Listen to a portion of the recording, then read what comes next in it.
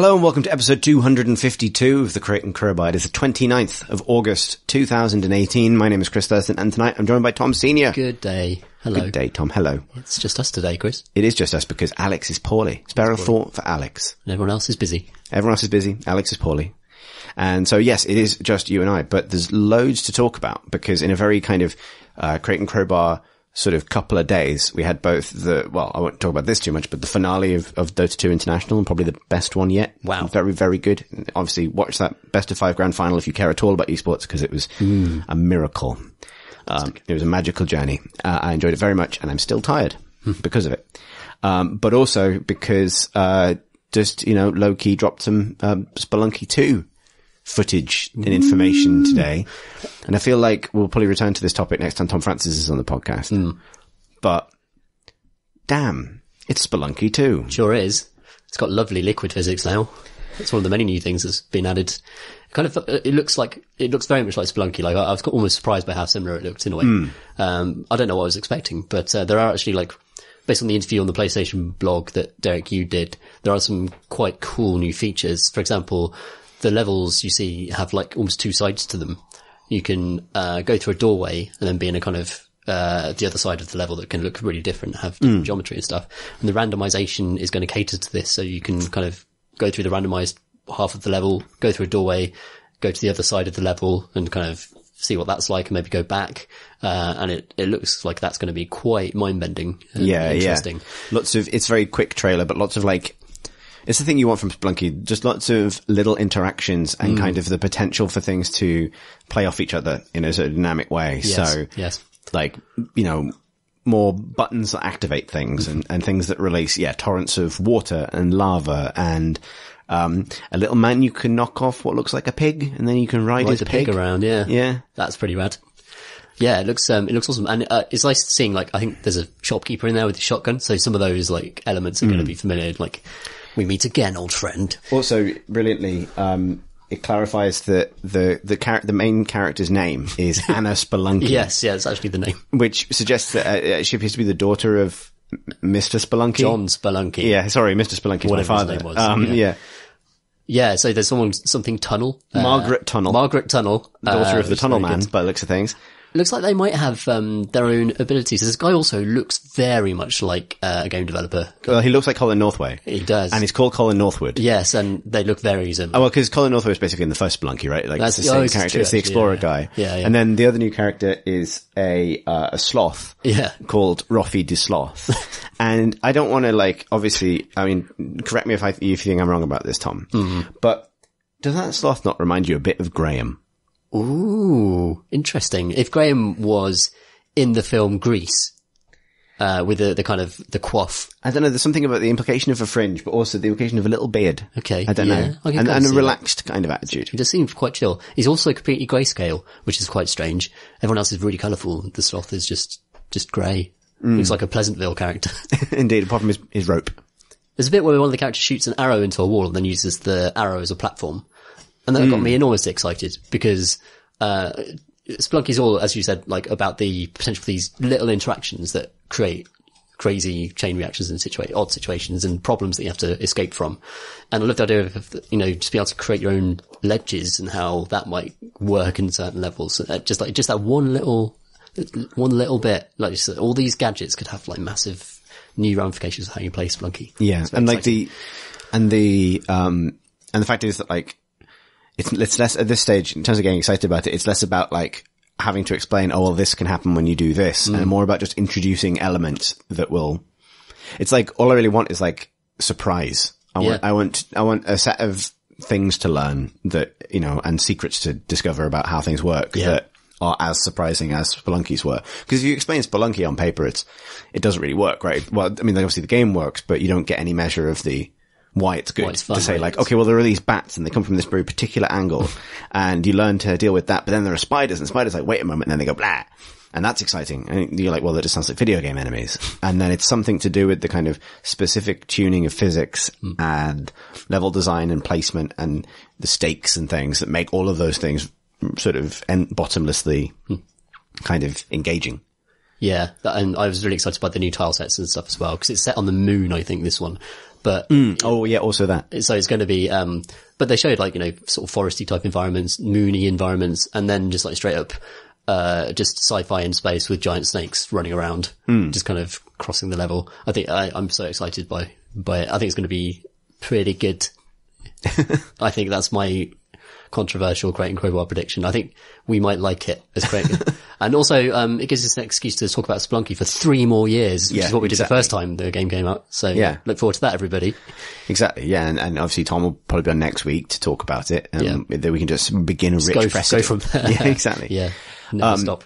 And obviously it's very much in our tradition that we would talk about that 90 seconds of Spelunky 2 gameplay before getting to the 40 odd minutes of Cyberpunk 2077 that 500,000 people watched or something. Yeah, I didn't think they would release that footage because The Witcher 3, they put out some like quite early trailers that looked incredible, and people were very excited, and it did loads to hype the game, but they ran into so much trouble like years later when they had like fans comparing footage from current builds to old builds, and it was kind of endless. It's like they changed the entire post-processing tone of Novigrad, which is their big city, and that caused like loads of angst and kind of people complaining on social media and stuff like that.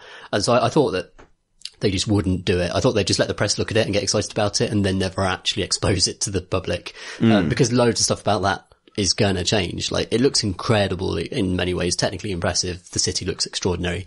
A lot of it looks kind of within reach, but I can't expect it to look like that, be like that in the end. So I guess we should talk about it as if people have seen it. So if people want to watch it, then go watch it. It's long. It's like almost an hour. Yeah. If you want no spoilers or anything for Cyberpunk 27, then skip ahead a bit, I guess, on this pod. I think I have a bit of a weird relationship with it because I find that, like, there's something about the way those games are received. And, there's both positive and negative, sometimes brings out like the worst in people. I don't know if that's too much to say, but like the kind of the downgrade stuff that was thrown at The Witcher is like, was flatly kind of unfair, basically. The games still look great. That's the thing. Like, you still got one of the best looking RPGs at the end of the day. But I think these, presentations, like, they generate so much they generate so many assumptions. Yeah. And it's not the fault of people for assuming things based on footage they've released. Like, it's asking for it. Like, they want it in a way. Yeah. And then for some reason, I decided to look at the YouTube comments for this. And what's really, really interesting about it is it's like those negative assumptions, those unfair things that were thrown at CD Projekt over those initial Witcher reveals. Like, it almost isn't better when people like the game. Because you're watching people kind of set totally spectacularly unrealistic expectations for things. The best kind of like galaxy brain take I saw about Cyberpunk 2077 in terms of criticisms level, that Cyberpunk 2077 was, God, they're just ripping off Star Citizen. Wow. And you're like, wow, okay, the other set of impossible expectations.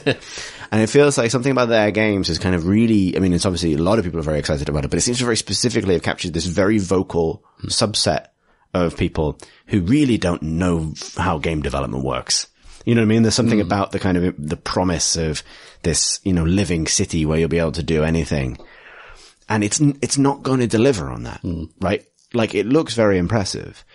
And I watched that demo, impressed by the technology and what they've been able to achieve, but knowing this is a staged demo to show press, and they will be genuinely controlling it. It will be the game, but this will not be the entire game, because it never is. It never has been. It's every open world RPG gets a 40-minute walkthrough demo like this one. Yeah. It will be very carefully rehearsed.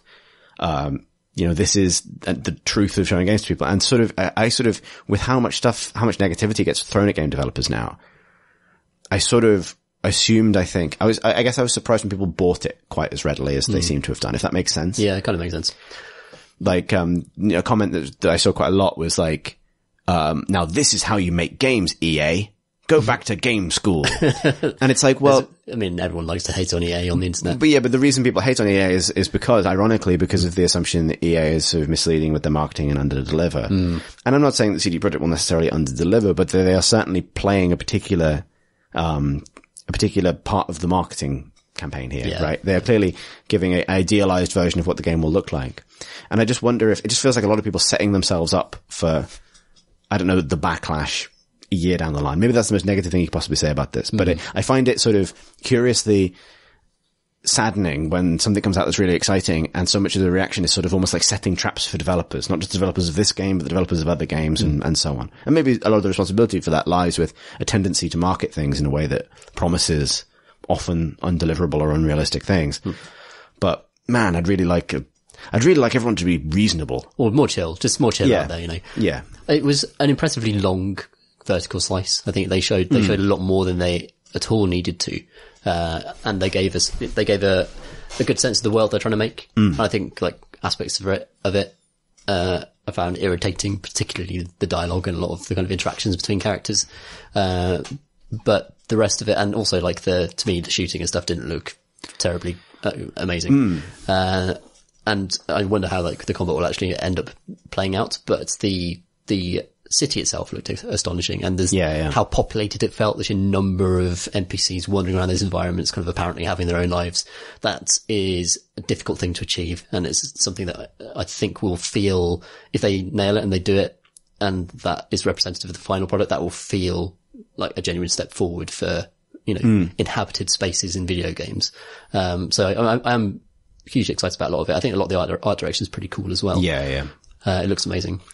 Yeah, I think I'm with you on the combat stuff. Like, I appreciate that my opening on this may come across as to be negative, and I think I'm just very guarded because, like, you know, I would like, I think as a target, that's amazing, and I find it a lot more compelling than like what we saw initially of Red Dead 2, for example. Right. Like, you know, I really do want to go to that city, and I'm glad I've got a powerful PC to throw at it. Sure. I really do hope that is what it ends up looking like in terms of density of characters and things like that. You know, it sort of, maybe I'm looking to be disappointed, but I'm looking for the things that maybe get scaled back, right? Sure, like, definitely, you know, definitely. NPC density being one of them. But all the little ambient details. And it was nice to see, elements of that initial reveal trailer from E3 in the world, like the guy boxing, a kind of boxing training robot. Right, yeah. There is a bit of ambient world detail, which kind of proves to me that like a little bit of this is real, if you know what I mean. Like, yeah, definitely. You know, they're then occupying the mind of the guy who's got to get some capture for the trailers and goes and finds cool stuff in the world. That feels sort of legit to me now, and I can sort of get the shape of it.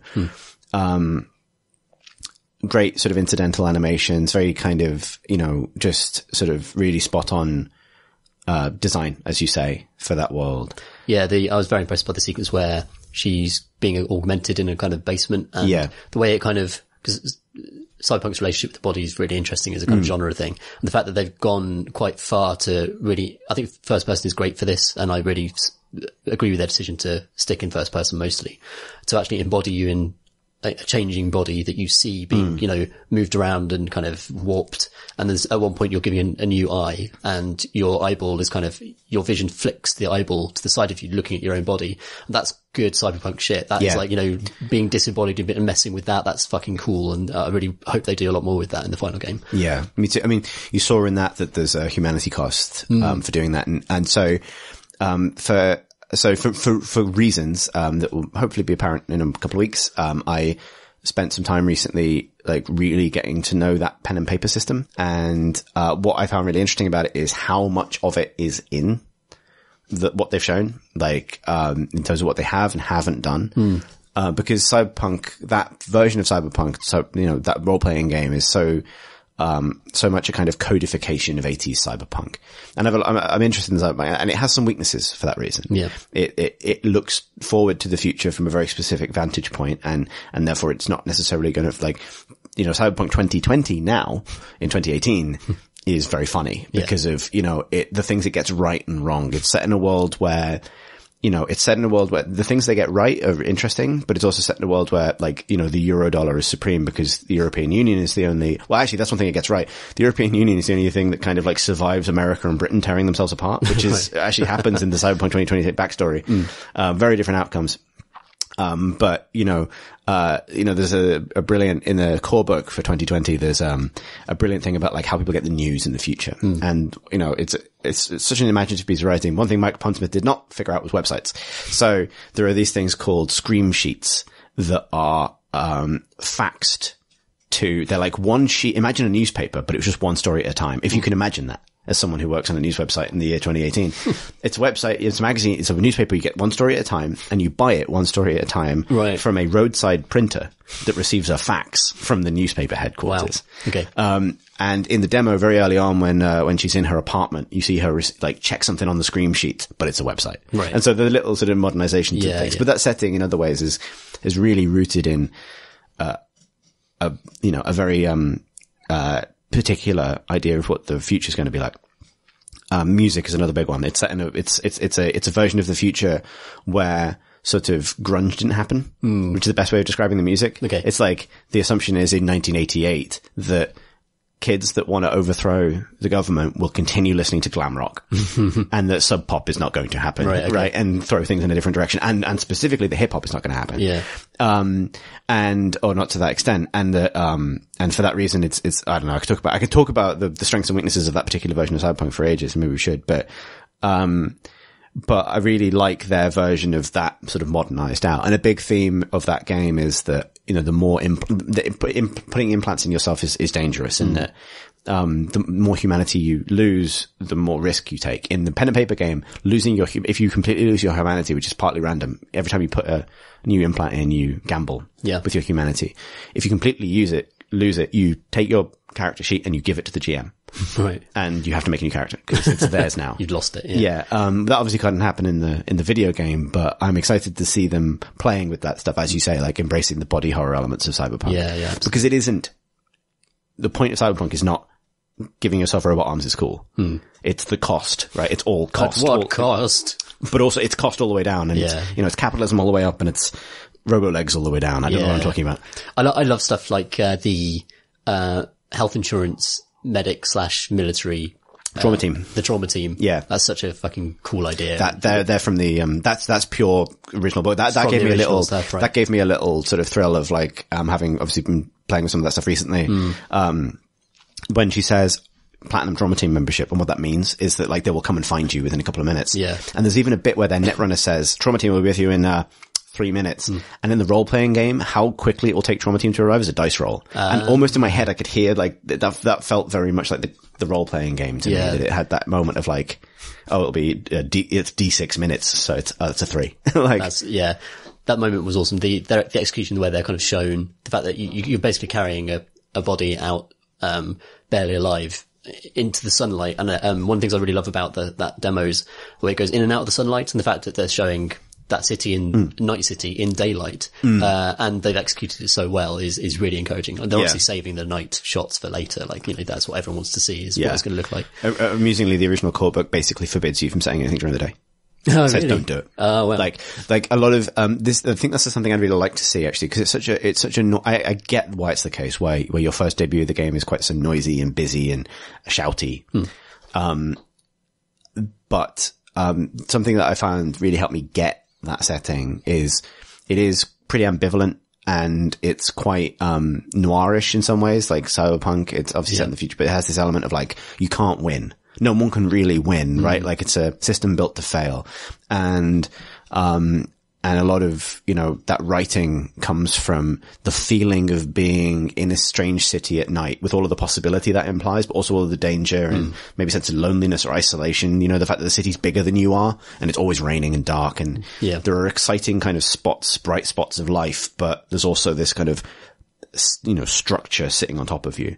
That I think is really core to Cyberpunk for me, at least. And like, I kind of want to see them do that in addition to like I've got mantis arms and I've hacked your gun / stuff. And they kind of, and I'm completely reserving judgment on that, because obviously in the demo, they're not going to show you the standard lonely street corner mode. For sure. I really hope there's potential for that as well. I think there are big questions about how how interactive the city is, how many doors can you walk through, how many, whenever they transition from the streets into an urban environment, it's a really exciting feeling of going down into some sort of, the bowels of the place. You go down like a rickety elevator, then you go down more corridors, and you go out of the sunlight and down into this gang's lair, which is full of, high tech stuff that they've robbed from, corporations. And, that feeling of kind of going in and out of danger and then back up to the surface again was really cool. And it's purely atmospheric stuff. And I completely believe they can do that. I completely believe, having played The Witcher, they can, CD Projekt Red has the ability to forge a tone and sort of nail it and keep you in that space. The stuff that I worried about in the demo was more like, I didn't like The Witcher's combat. I don't think they've ever done a great combat system, and now they're making a shooter, which requires a huge amount of, expertise to make, guns feel good, to make first person combat feel decent. And that's what I would worry about, along with some, like, for me, some of the dialogue stuff, which, it was very, very chatty demo, and I could see why demos tend to be like that. But hopefully it's not quite representative of the full game, where you constantly got a companion, you constantly talk to people all the time. Yeah. I kind of want to be my own agent. I think I agree on both of those things. And, on the combat system, one thing that, learning the pen and paper, and obviously, I don't want to be that guy who says the game isn't relevant because it makes different decisions to the pen and paper system, because of course it has to. But it's interesting as a touchstone for what the creative ideals of the thing are. Yeah. And the book has a really, impassioned opening to its explanation of its combat system, which is called Friday Night Firefight. And it is basically telling you, this was written in the late 80s and I think republished in 1990. And what it's saying is, so what I'm saying is prior to the era of kind of like realistic video game combat. Right. If that makes sense. Prior to Wolfenstein and Doom. And what it's saying is, basically, in so many words, please don't treat this like Dungeons and Dragons. It actually goes off on a huge tangent about how real gunfights work, and like interviewing real like in the year 1988, interviewing policemen about what happens in gunfights. Chaotic. And what happens when people are shot. Like, they don't fly backwards. They don't scream. They fall over. Like, and it's very, for a game that's obviously got like robot eyes and stuff and crazy grapple hands and all sorts of gadgets, it's very concerned with feeling realistic when you play it. So it gives a lot of power to the dungeon master to say, this is how lethal it should be. And it's extraordinarily lethal. Like, it's not Dungeons and Dragons where you have damage numbers and healing and you whittle enemies down. And this is, mechanically embodied in that original pen and paper system in a way that is super scrappy in some ways. But like, it means that when a gun gets fired, it's really dangerous. Like, it's a scary thing that happens. Like, if you, if for example, you decide to fire your gun and it's a D10 based system and you roll a 1, that means you've got a critical fail. Then you roll on the fumble table. If you roll a 9 or a 10, then you hit an ally. You then roll that to determine where you've hit them, because that's always the case. If you then roll a 1, you've hit them in the head. If your gun does a certain amount of damage, their character is gone now. Yeah. You have just, and that is obviously a rare occurrence, but it's fully possible within the game system, and that's by intent. And that can just happen, and it's mechanically unambiguous. Players just stare at it. The rules are along the way. If you hit in the head, it's double damage. If a body part ever takes more than 8 damage from a single attack, that body part is destroyed. If your head is destroyed, the character is immediately dead. That is rules as written. And so that, for me, that, really helps inform the flavor of the game. It's a game where it's encourage role playing because you don't really want to fire a gun if you don't have to, because it's really dangerous. And maybe you eventually end up with a, subdermal weave in your skin that means it's very rare that you'll take enough damage to die in one shot, even a headshot. But there it all is. So it was surprising for me to then see the Cyberpunk 2077 demo, which suddenly has bullet sponge topless men with damage numbers above their heads. Like, that specific thing felt so unlike the original game, and a tremendous, the tremendous arrival of Dungeons and Dragons via The Witcher, if that makes sense. It's that I think, they've said subsequently that those things are optional in terms of the UI. Like, you don't have to see the damage numbers and things. But even then, there's something about, I guess, what I would like it to be in terms of the integrity of the world and the game. It appears they're making with, a much more RPG style combat system that, I don't know, I'd like to see how that actually works out. RPG systems and guns have always sat together uncomfortably in video games as well. Like, the idea that you've got a machine pistol and you're spraying a dude with it and 100 number 22s come out of them. Like, it can work in some games. I'm playing Warframe at the moment, of course, and Destiny, right? Destiny, yeah. So sure, it happens, but everything was so resistant until the end of the demo, where they broke out all the kind of end game tools that you'll have, and everyone before that took ages to take down. And I think that's the biggest danger zone for me. That's the biggest danger point for the game. I'll put up with a lot. Like, I thought, something I found really, like, I really did like the kind of cutscene bits, like the kind of interact, like both the way dialogue is sort of happens within the world, but also like there's that moment when she's being threatened, the main character, and you can choose, obviously a bunch of dialogue options, but you can also look at, you're being talked to by one character and another character, her like corporate henchman has you like by the neck, basically with a gun in your face, and you can look at him and you have the option to attempt to disarm him. Yeah. And I really like the idea of implementing, like, that feels very pen and paper to me, like that kind of having all of your options kind of manifest in the world from talking to fighting. Like, you know, you have both. But I really want to know, I really wish they'd chosen the other option there, because that felt, I mean, in a pen and paper way, that moment felt very railroady to me. Like, you can't survive this the other way. Yeah. Right. And so I really, really want to see that. Like, I think this would have been I almost would have loved a video of about the same length that was just skip the beginning, that scenario, like 3 different ways, which is another old kind of demoing your game cliche, but like, I would have loved to have genuinely seen it rather than have the narrator say, imagine how this could have gone. Right. If that makes sense. Especially because your partner is on a bridge overlooking the deal with like a sniper rifle, basically. Yeah. So you can imagine like stealing the gun and getting into a difficult combat, but you're assisted by someone else. So yeah, but again, like you're imagining it rather than actually seeing how it will play out. There seem to be loads of jumping off points in the demo for, you know, divergent points for that quest. But, and they all seem to be like, do you want to continue talking or would you like to fight now? And that seemed to be like the core choice throughout, really. Although obviously they went the talking route, but it led to a forced fight. So I guess there's an element of... Yeah, there was a bit towards the end where, I don't know actually, the demo I saw at Gamescom differs from the video they've put out in some ways. And I've not actually watched the full new video of it because I saw it last week at Gamescom. So, towards the end, so you go down and you've got like a credit chip and there's a virus on it that the corporation's put there and you can choose to warn the gangsters about the virus on the chip. Right. And in the Gamescom demo I saw, they did, and the gangsters like basically quarantined the chip and kept it, and then they let you go as kind of, you know, thanks for warning us type thing. Then on the way out, your partner stops and pulls a grenade out of his jacket and asks you, and like kind of nods at you and says, do you want to actually go? Because first of all, the credit chip is clear now, so you can nick that and take it back. And secondly, you might just want to fight your way out just for the fun. And in the demo I saw, like, they did do that, and that's when they broke out all of the kind of tools and stuff. Right. But it did look as though you could have said, shut him down and said, no, put that away, let's just leave. And that would have been a purely talky way through that whole scenario. Right. Okay, which is encouraging. Yeah. Which is encouraging. The other changes in the demo, so they showed more of the sword, which you can hold in front of you, and it sort of vibrates and creates like an electromagnetic bubble around you, and that stops bullets. But yeah, you can charge and chop people up with that, which is quite good. And a lot of but that was like super lethal by the way, and that wasn't like a damage numbers thing. I was like, okay, you slash this thing and limbs fly off, and they go, oh, my legs.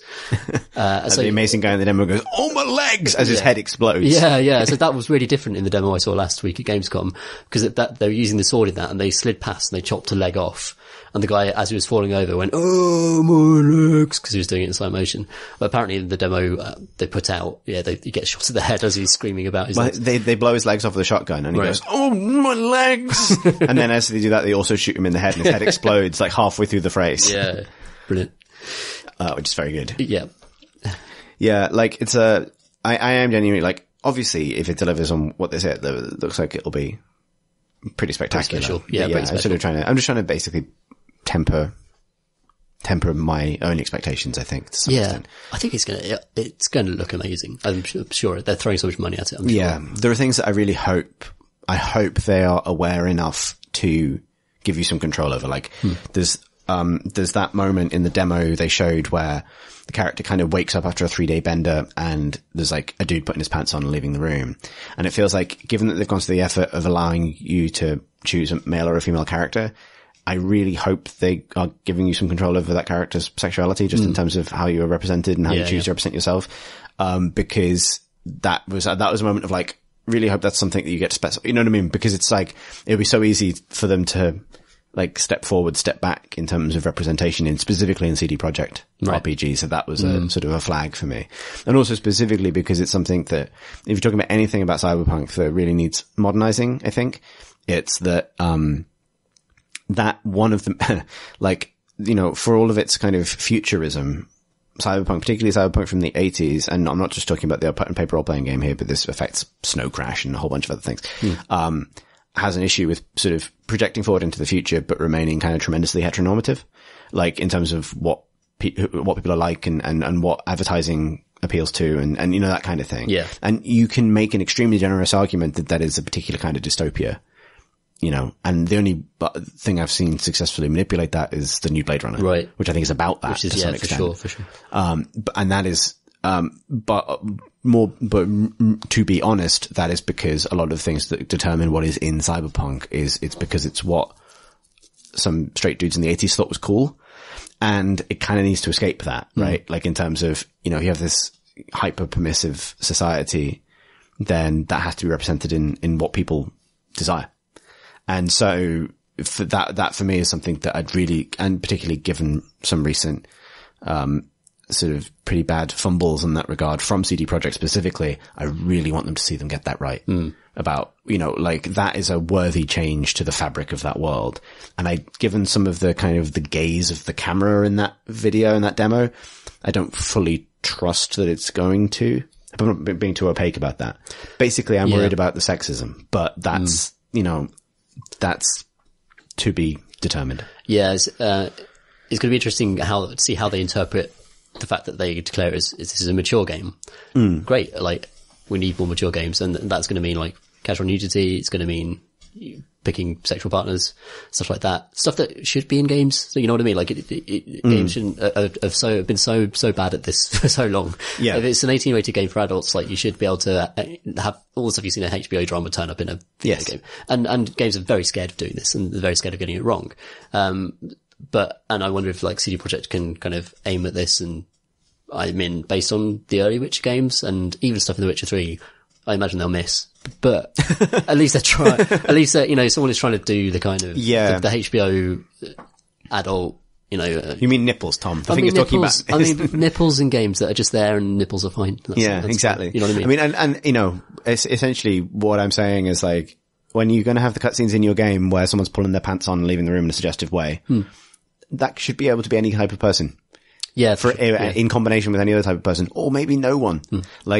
And that's just a degree of like, I think that's a degree of, sensitivity that the setting requires now, that it doesn't possess in its original form. Because the original is pretty naive in some ways, in a way that a lot of, late 80s, early 90s pop culture was. Like it's certainly not sending Cyberpunk 2020 out on a particular hill by itself. It's like, the half the illustrations in that book could be Cyberpunk 2020 or any X-Men comic from the late 80s, right, in terms of how people are depicted. And some of that has a kind of kitsch quality to it, but it badly needs a kind of representation pass.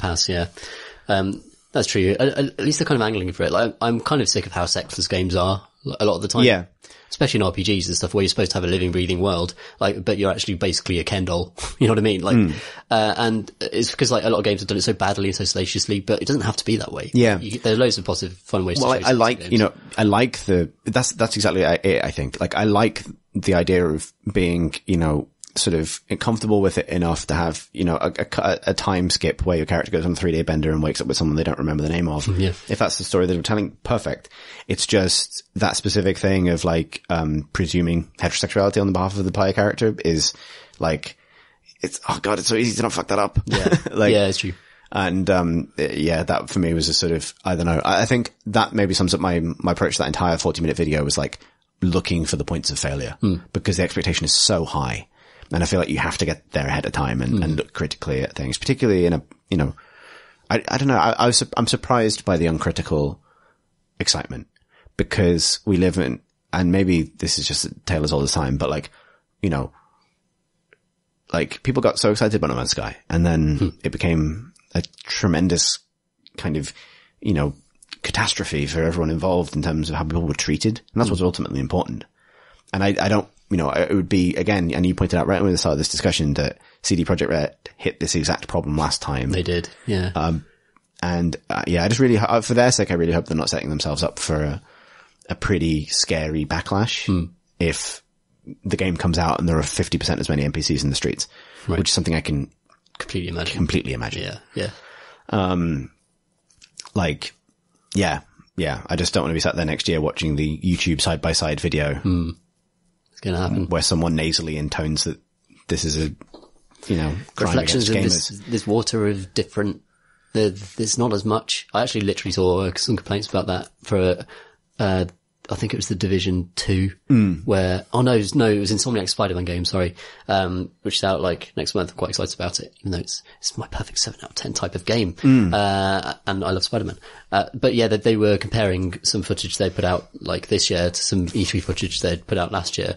And it was the same stuff. The lighting was a bit different. It was a different time of day, but people were like zooming in on shots and saying, "Oh, the shadows, there aren't shadows in the liquid here. Like this is a big downgrade. Like you betrayed us." you know what I mean? Like what have they betrayed? They're trying to make the game run on a fucking PlayStation 4. Is what's happened here. It just still looks good. I mean, I don't know. There's a kind of obsessiveness about that on the internet I don't understand. Really. It's funny, isn't it? It's almost like the solution to this from a video games PR point of view is to show your game to journalists behind closed doors and then have them write written articles about it. That hopefully engage with the fact that it's gonna probably be downgraded in ways that you're used to seeing and addressing it on that level. Yeah, but most importantly, don't show anything. Just words on a page, because then you have to imagine the game. And then hopefully the journalist is reasonable with their expectations and fair on both sides, and that's fine. Because if you show someone a 40-minute video of your thing and it doesn't look like that at the end, that is on you. That's true. It is true. Yeah, I agree with that. But then again, they do reiterate like 4 times during that video, this is a work in progress. But that feels like someone shouting at a tsunami in terms of like... Yeah, absolutely. People are going to be doing side-by-sides for days. Yeah, that's a little peek at the front of our games in 2019. Absolutely. In the dark future of 2020, whenever it ends up being. Yeah, I mean, I bet it's miles off. That was one part of your Gamescom, Tom. Was. What else did you do in Cologne? Oh gosh, it was so busy. There were so many things. I really liked Life is Strange 2. Good. I was very impressed by it. Good. And it's an interesting sequel because they've kind of left the characters from the first game behind, and they're picking up some brothers in a different crisis situation. In Seattle, I think they start, and as calamitous events send them on a road trip down the coast, and the episodes will follow them as they go down there. And I, after seeing just the intro and how, I don't want to describe what exactly happens in case it spoils it for people, but just seeing a 20-minute intro, and by the end of it, I was so invested in the characters and so invested in their situation, and it felt so real and, well observed and well written, that I was genuinely shocked by the thing that happened that sends them on the run, basically, or sends them, off on a road trip. Cool. And it was just a very effective characterization, basically, just really good, mature, effective characterization, again, of like adolescence and a young kid in this case, which is what Life is Strange 1 did incredibly well. And it's interesting because Life is Strange 1 channeled a particular adolescence in a particular part of the world, and a lot of people made fun of its dialogue and stuff, because, the hella and the slang and stuff like that. It turned out like actually a lot of that stuff was pretty authentic and legit. It's just that you don't hear it if you're a British bloke, you know what I mean? Yeah, yeah. But just the dialogue between the teenagers in this, just felt completely real and completely right. Just the terminology they're using, the slang, the way they were addressing each other, the friendships just felt completely real. And the relationship between the older brother and the younger brother felt bang on as well, like in terms of just the combination of irritation and love and, that mix of things felt absolutely perfect. And I was completely invested after seeing it. And I think it's going to be great. I think there's like a lot of sensitive, story construction. I love to see games addressing real world settings as well. And Life is Strange 1 did this fantastically. Did you, how big is Don't Nod as a company? I actually don't know. Don't Nod. I was running that through the brain. No, I'm not sure. It looks very similar in terms of art style and stuff to the first game. There's some like engine improvements or whatever, but fundamentally like the things I'm interested in are like facial animation improvements, things like that. And that seemed pretty good from what I saw. Yeah, that's cool. It's still that slightly abstract style. Oh, that's really heartening. My basically, because I when I didn't like Vampire, right? The other game, I was worried that what we were about to see was like Telltale 2, Electric Boogaloo, where company comes along, makes innovative choose your own adventure style game that really captures people's imaginations. Company then makes loads of them. Right. And the quality drops through the floor. I've got a template, but the Telltale thing was quite mercenary. It was like, we found a template. Yeah, and it was merciless as well in terms of how many there were. Yeah. And Walking Dead Series 1 is brilliant. Really, really great stakes, great twists. And, Yeah, incredible. Heartbreaking stuff. And, but the Life is Strange 2, even though it's following different characters and stuff, it's also not like trading on a license. It's like Life is Strange 1, they're building stories from scratch. In the first episode, Well. in that first 20 minutes, does it cut effectively from Life as Teens to a kind of, nice sort of alt indie song that will get stuck in your head? Oh, yeah. Yeah. Happens constantly. They were very proud about that, actually. That music transition, the first one's great. They've commissioned loads of new music from the same composer, I think. Oh, right. They used the first one. And also they're using pop music as well. They're licensing to actually, again, ground you in that world, ground you in reality there. They know the form, they know what they're doing. They know what made Life is Strange so effectively, so emotionally engaging, and that's all going to be present in the sequel based on what I've seen at Gamescom. And it surprised me really, because I didn't expect to care. I liked the first game a lot, but I didn't expect to care about a sequel. It's frankly was better at storytelling than a lot of television programs I've watched recently. That's great. Yeah. That is really good news. So, very promising. Awesome. What else did I see? I played Battlefield 5. How's that? I'm actually genuinely looking forward to that. I'm really excited about it now. Good. And I really enjoyed Battlefield 3, played loads of it, and I loved Bad Company 2 back in the day. Me too. And then I drifted away with Battlefield 4, which just felt just kind of off and broken to me, and I didn't like it at all. And the kind of Levolution stuff, terrible word, but the kind of the changing levels stuff just didn't work for me at all. It just felt super gimmicky and got old almost immediately. Battlefield 1, I kind of admired what they tried to do with it in terms of actually trying to replicate a World War I arsenal and make it feel as rickety and kind of chaotic as that kind of early machine gun technology should feel, rifle technology. But I also found that very frustrating from a player perspective, because I don't have the shooter skills to kind of adapt to that really. And I found it difficult to get along with. Keep talking, but that's an interesting point I'd like to return to. Yeah, sure. So this is set in World War II, and I played a map set in Rotterdam, and the map was fantastic. It was really good. There was kind of a high bridge running across the map, but had some kind of stationary trains on it. So you had snipers that were trying to establish themselves there, but loads of people with submachine guns kind of running through those trains, and a counter battle there. And that was just separate from all of the actual control points. There are sub-objectives across the map that affect how you spatially control, sight lines and things like that. And the changing weather, like a lot of the, like when in the preview I wrote, I said like, I hate the word Levolution. It's like the worst piece of marketing ever. But this is what I thought they meant when they were talking about it for Battlefield 4. And there are actually, there are dynamic Battlefield element, like, not series Battlefield, dynamic map elements that actually change how you fight on the map. So one thing is just, fog or haze, bright sunlight going down through early morning haze, means that you can't snipe across certain gaps. Like I encountered that in the 2 games I played. Sometimes it'll start raining. That's just a nice visual effect. But like you could also build fortifications, which are like fixed place, fortifications, like little sandbag walls and things like that.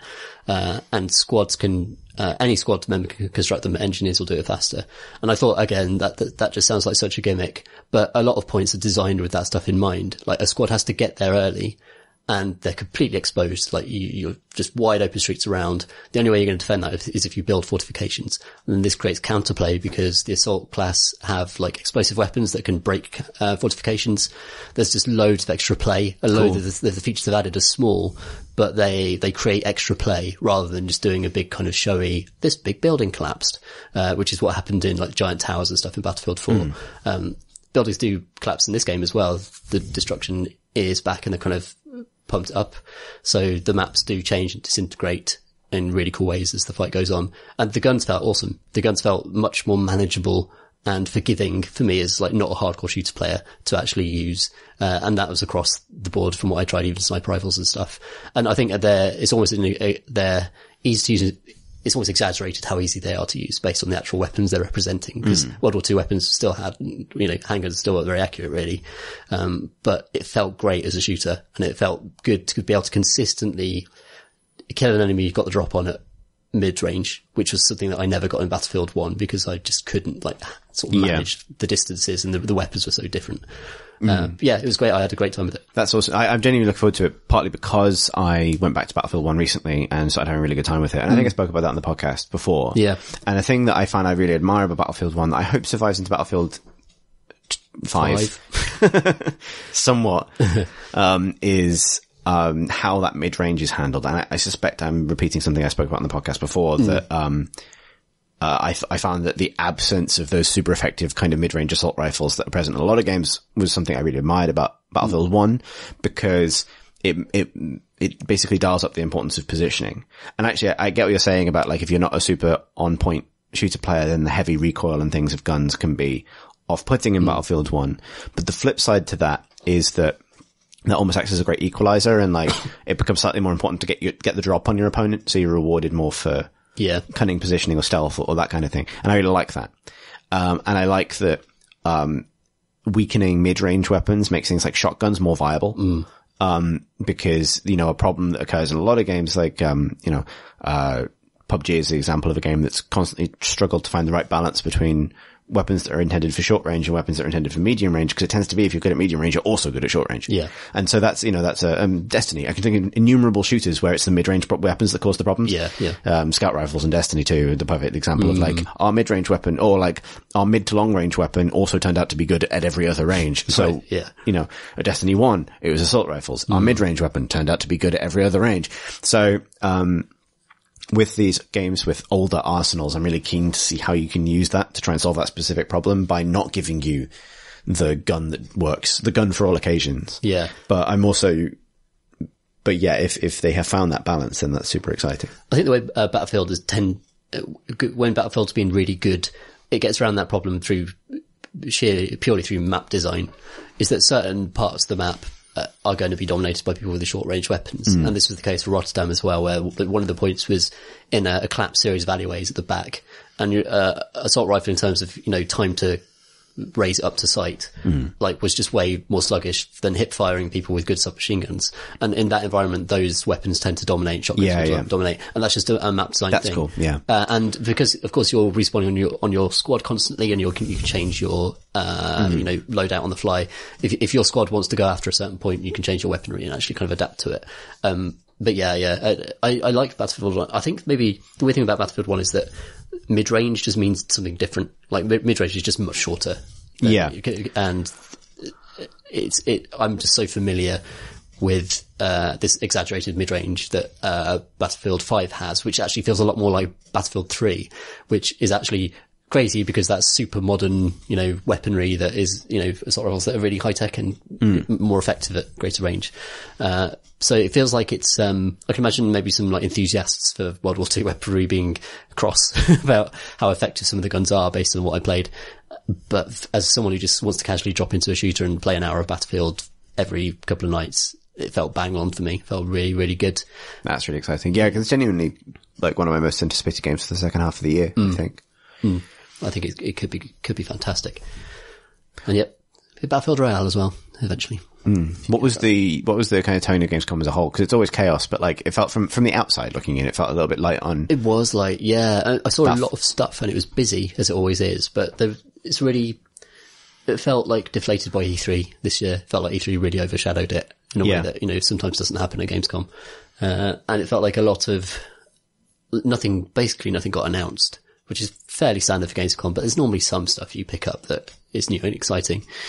And yeah, it just felt like it was as big as ever. Like, it's vast. Yeah. It's astonishing if you ever get to go, like, the public areas, and I took some pictures of the public filing into one of the three major kind of entrances, and it's astonishing just the tides of humanity that go through that place. Yeah. And it's as huge and vast and sweaty as ever and exhausting, and just the sheer kind of presence of so many people is exhausting. But yeah, it did feel a little bit light this year on announcements, but I think that's because the release season is quite light this year. I don't think there's plenty, but I think it's quite weak compared to previous years. So, we've got, like, Destiny 2 Forsaken expansion, which I'm very excited about, coming out next week. It's like Red Dead 2, Battlefield 5, there's a new Call of Duty. The Smash in December, which is going to be big for people, but that's not a PC thing. But yeah. But I mean, but apart from that, like, that's it's interesting. Like, Assassin's Creed, but it also feels like people sort of saved some of their stuff for, like, the week after Gamescom. Like, this week CD Projekt put out that Cyberpunk footage, which could have easily gone out during Gamescom. Like, Yeah. no reason why not. They'd have dominated headlines with that. Exactly. Whenever they released it, for sure. Exactly. Also, you know, even things like that Nintendo Direct recently, which kind of showed a bunch of PC indie games kind of finding their way to Switch. Yeah. So, like, Bastion and Transistor and, Into the Breach suddenly coming out on Switch, things like this that, are really cool for those games. Again, apparently the time to do that was after Gamescom, not at Gamescom, which I don't know is sort of strange. Yeah. You know. I guess because it's such a consumer facing show, really. There is a business area and a lot of business and stuff gets done, a lot of press gets done.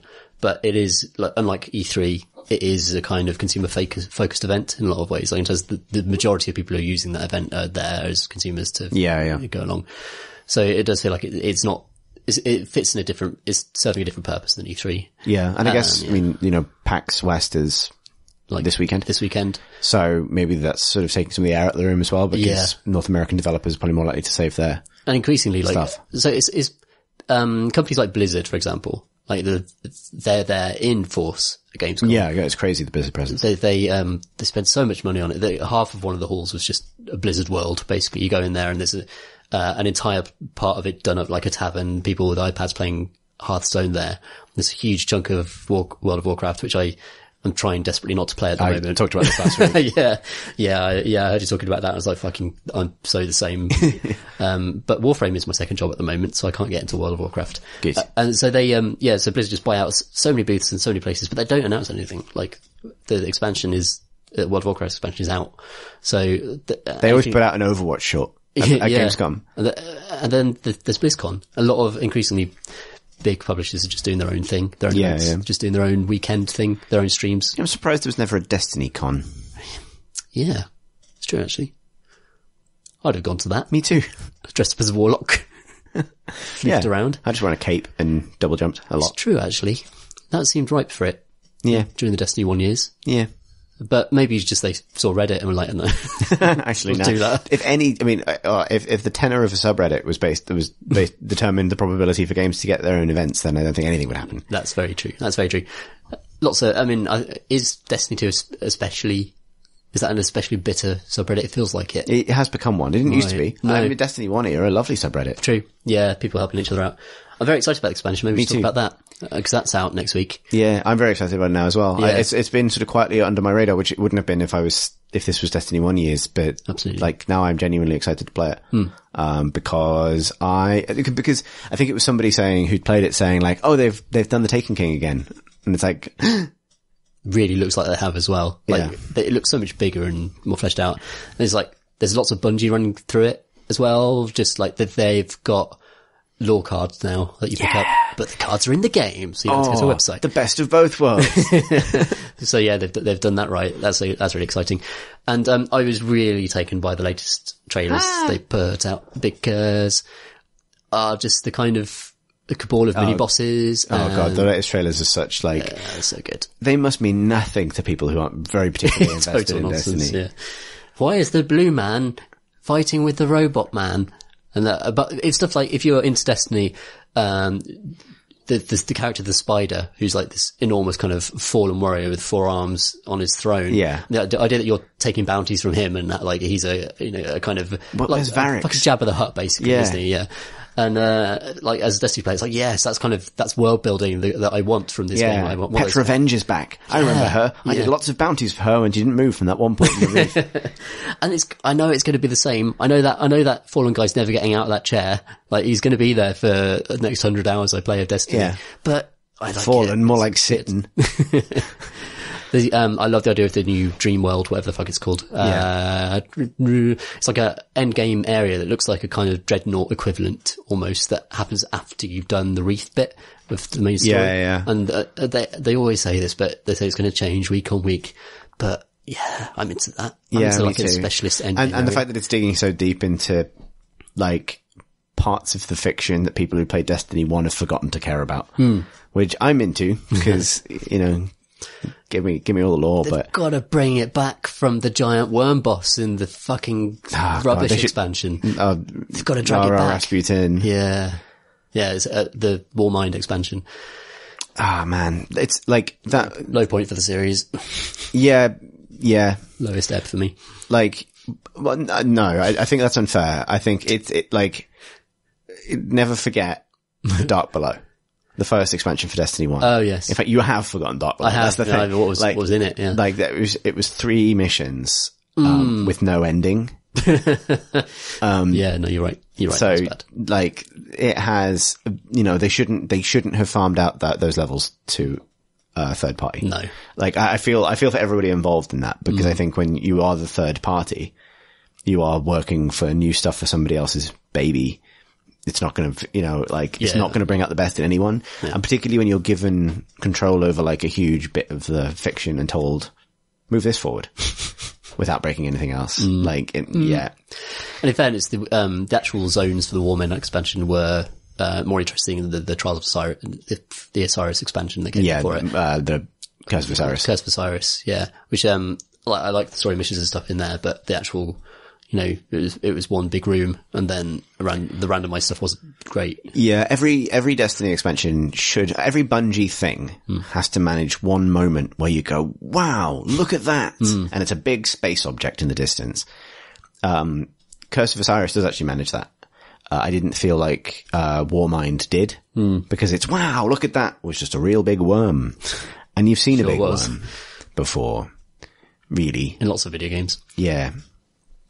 But kill the Hive God, shot it in his weak point. Oh god, that was, yeah. Do you remember the effort we went to kill the last Hive God we killed, Tom? Yeah. Do you remember weeks of trying? To go into different, mind dimensions to... You have to, that was a little bit of an upsetting subversion of what it takes to kill.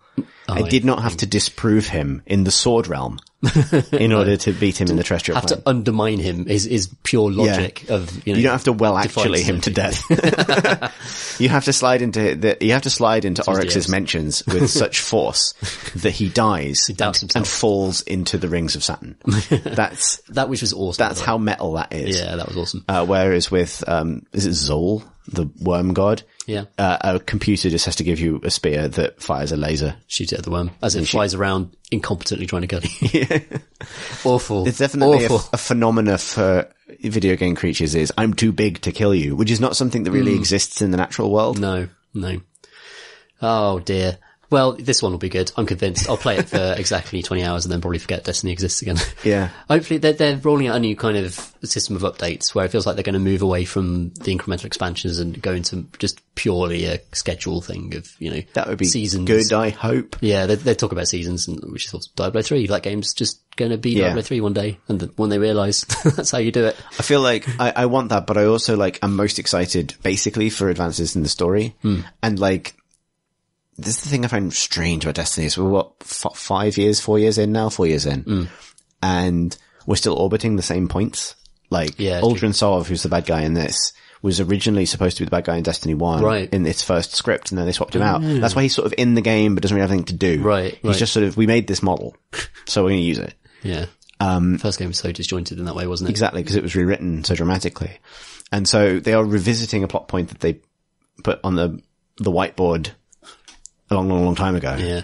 And I want something to meaningfully change, but that's a completely different topic of conversation about, the strengths and weaknesses of the Destiny 2's living story. Yeah.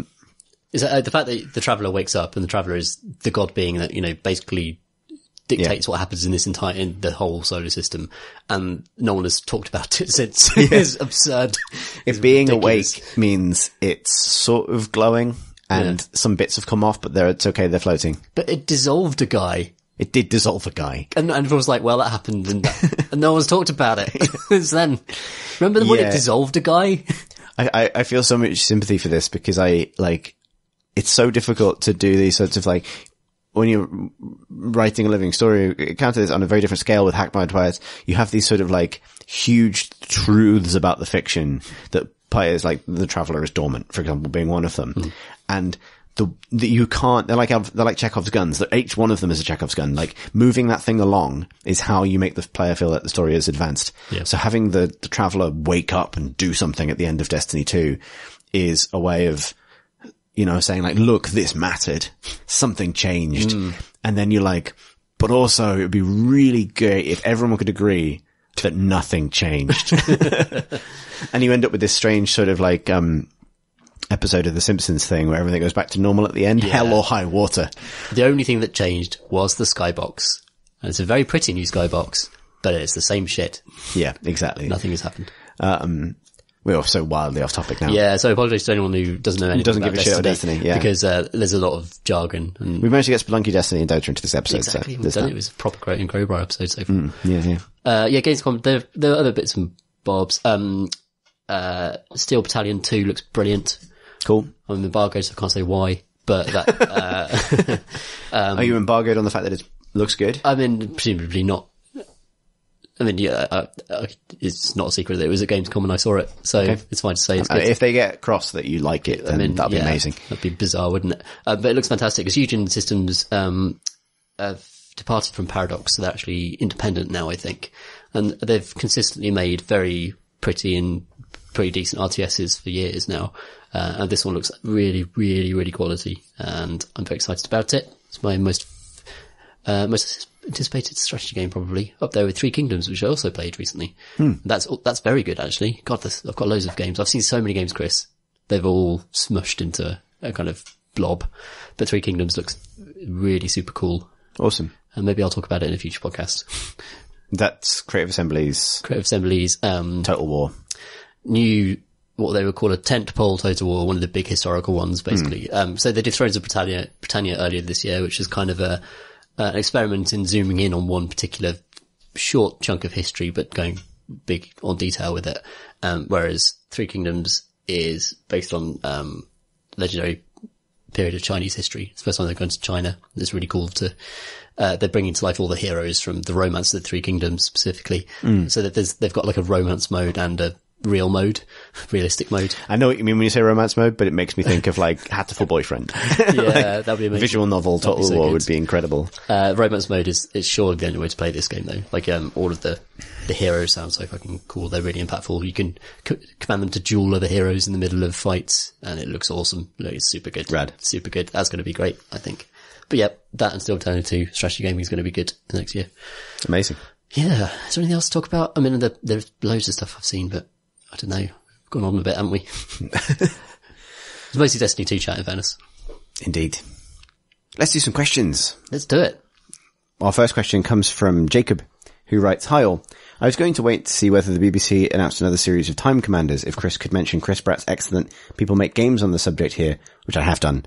This was a hyperlink when Jacob wrote it, and I can't speak hyperlinks, but I will put a link in the show notes to Chris Pratt's video to make this question topical, but since it's been like a year, I'll hook it to the recent International instead. I don't know how much about esports besides what I hear from you guys, but the trend there seems to be going the other way. Offering players and spectators ever more and more granular stats and crazy VR worlds to play around in while watching. Quote-unquote real meat-based sports seem to be going in this ever more stats-heavy direction too, though it feels like it'll be a long time before we have quite the same level of information.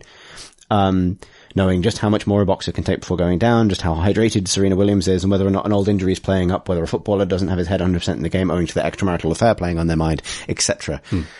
Now, for a variety of reasons related to the conceit, balancing for player experience and being for a general audience, Time Commanders didn't feature any UI, either for the competitors or the viewers. One of the effects of this was that the program's editors could, in theory, take a game where a team was irrevocably losing, the kind of scenario where an experienced player or follower would know the losing team might as well GG, and spin it out to look like the losing team had a decent chance and might make a comeback in any minute.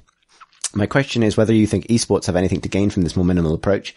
If viewers could only see towers remaining and not things like gold or items, would a foregone conclusion of a MOBA match stay engaging for longer? Would watching a Street Fighter match be more tense if you didn't know what special was in the tank or which hit would be the last, or merely anticlimactic? If you extended this minimal info to the players, would we see a different playstyle if they couldn't see their health or meters? And would this be an interesting change, or would everyone just play so conservatively and safe it'd be boring? Sorry if these are stupid questions, my own esports viewing is extremely limited.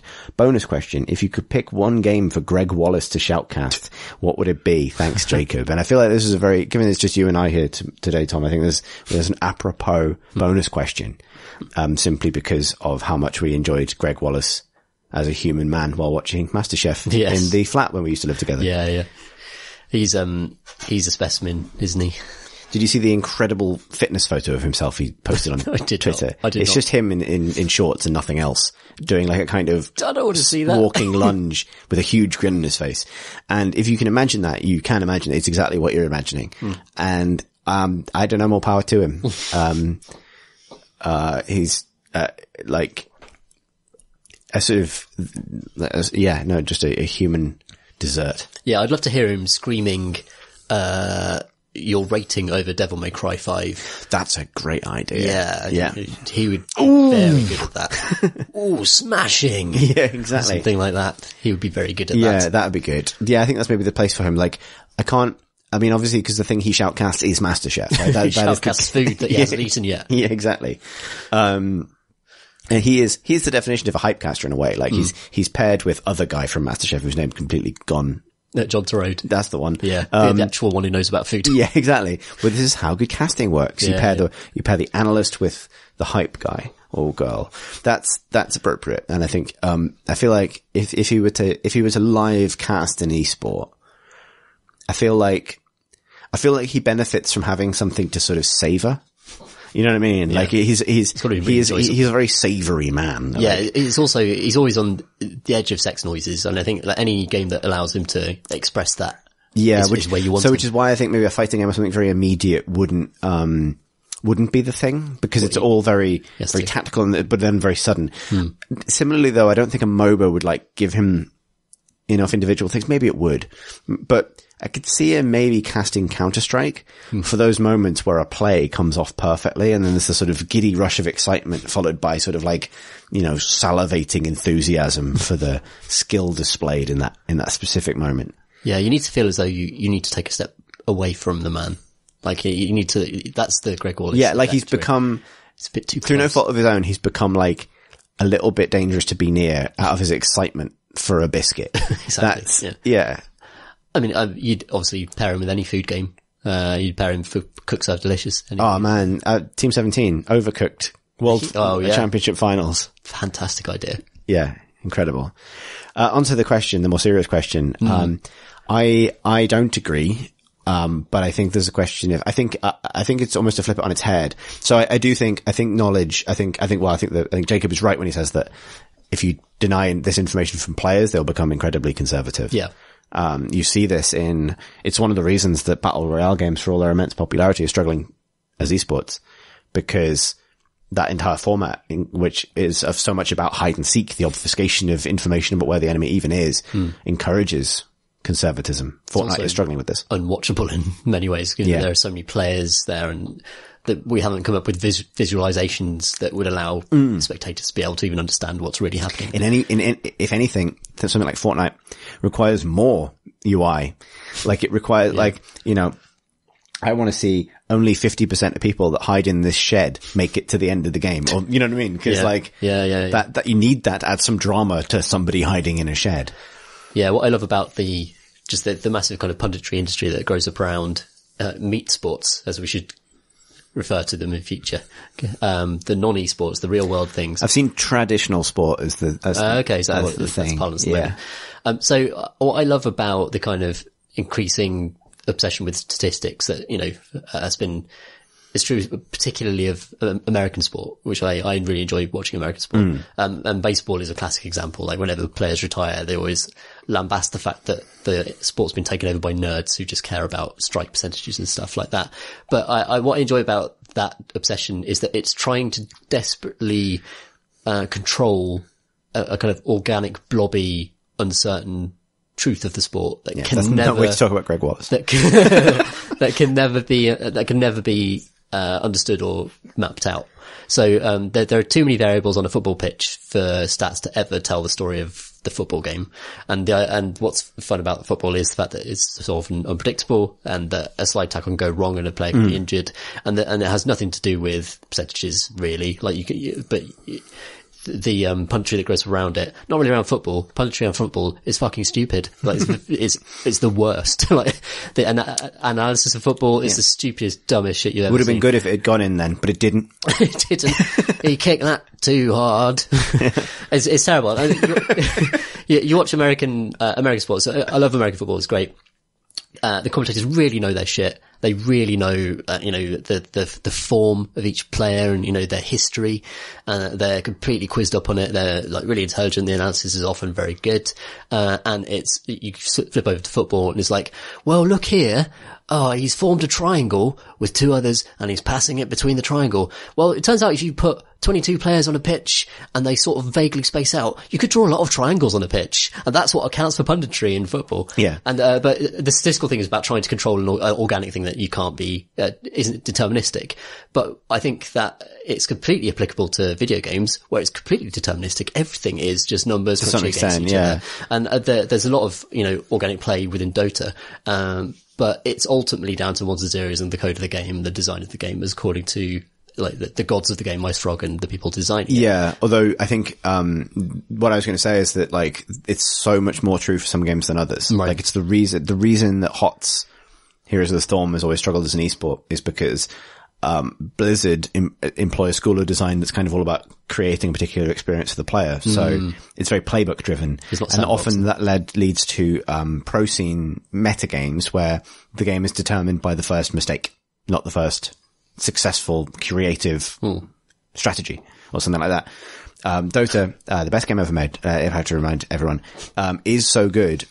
This most recent Grand Finals is the perfect example of this because its possibility space is so wide and so deep that it begins to approach something like organic possibility. Yeah. And obviously at the bottom of it all, it is still a video game, but it is only even really designed to a point. Like I think it's more accurate to say that Ice Frog is somebody steering a kind of the top level of a kind of iceberg that's sort of, bobbing along in whatever direction it kind of wants to go in. Right. Like you can apply some control of it. And I've said this before, but Valve to Dota feels sometimes more like, I don't know, FIFA to football. Like it's sort of like they're responsible for steering this thing, but if they weren't steering it, somebody else would be.